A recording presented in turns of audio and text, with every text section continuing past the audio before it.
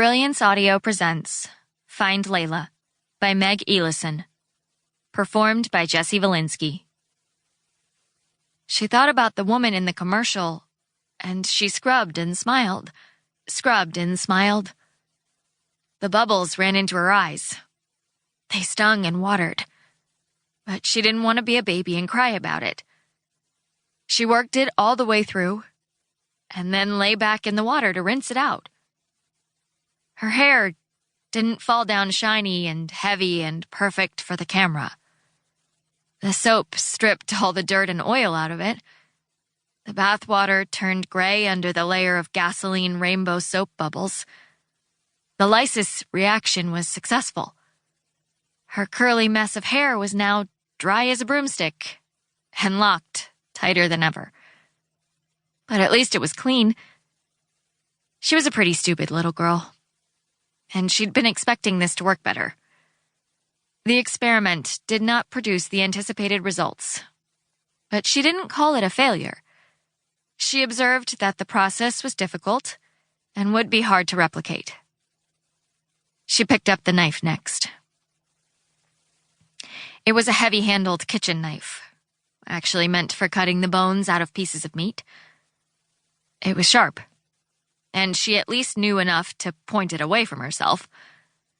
Holding her first fat knot at the ends, she took a deep breath, closed her eyes tight, and stabbed into the middle, pulling downward to cut it into smaller knots.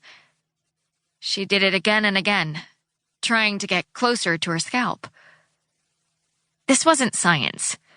This part was just work. The first knot was exhausting. She had cut it into 6 finger-sized pieces, and her arms ached from holding them up and working through each chunk. Her eyes stung. The knife ripped through her hair with a sound like sawing meat. She didn't care. She got through the first and started on the next one. When she had sliced up her knots as much as she dared, and managed somehow not to cut herself, she put the knife down and got the brush. She tried to start at the top of her head and brush down, but even she could see that would never work. She switched and started at the bottom, pulling out an inch at a time, working up to the scalp. Most of what was detangled from the locks fell out and caught in the bristles of the brush. Some of it went into the tub. A little bit stayed on her head. After a few locks, she had to yank out a small rug of hair from the brush so that it would keep working. These she laid on the floor beside the tub. They piled up wet and straggly, like something a cat would leave behind. The little girl wanted to stop. Her arms were tired. Her bathwater was cold. Her head and neck hurt all over. She did cry like a little baby, because it was all so hard. I wish I could tell her that's life. Life is hard and complicated and messy. Life is parasites that live in your gut and brilliant scientists teaching a gorilla to use sign language.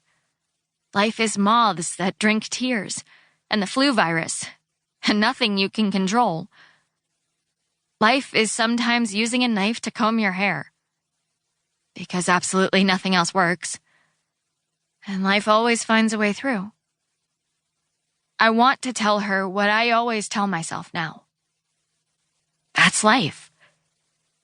It cheers me up and it calms me down. It reminds me to focus on what I can do, rather than what I can't. That's life. Even back then, she understood. She kept up the hard and painful work, and she got through it.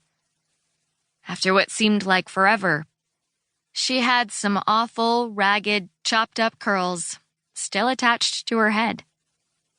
She could pull her brush all the way through it. It squeaked when she touched it, and it looked like the coat of a shelter dog.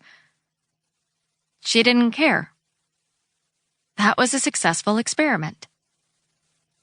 That little moron sat there with her red eyes and her cold, dirty bathwater, brushing her hair slowly glancing bristles off her aching scalp, thinking that her hair was as soft and clean as the hair of a princess. I guess I can let her have a moment. But really? What an idiot. She's me. I did that. I'm not pretending she's not me. It's just that a lot has happened since then.